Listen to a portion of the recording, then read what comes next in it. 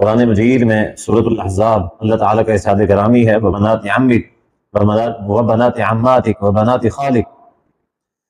تو یہ جو ہے نا کزن میرج شریعت کے اندر جائز ہے، کی جا سکتی ہے.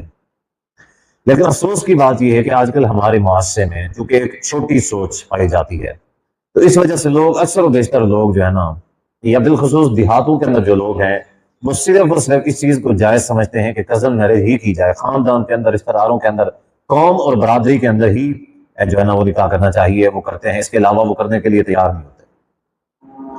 حالانکہ شریعت کے اندر جائز ہے. جائز کا معنی کیا ہے؟ جائز کا معنی یہ کی جا سکتی ہے، اجازت ہے. جائز کا معنی اجازت ہے، فرض نہیں ہے، یعنی ضروری نہیں ہے. اور اسی طریقے سے کوئی مستحب یعنی بہتر ہو خاندان کے اندر شادی کرنا، ایسا بھی نہیں ہے.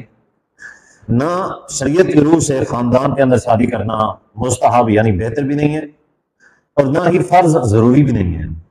نہ ضروری ہے اور نہ ہی بہتر ہے، بلکہ جائز ہے، کی جا سکتی ہے. جائز کا معنی اجازت ہے، شریعت کہتی ہے چلیں کرنا چاہتے ہیں تو کر سکتے ہیں.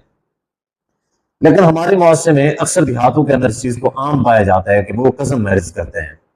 اچھا، جس کے سائنسی طور پہ اور طبی طور پہ میڈیکلی جس کے بہت زیادہ نقصانات بھی ہوتے ہیں.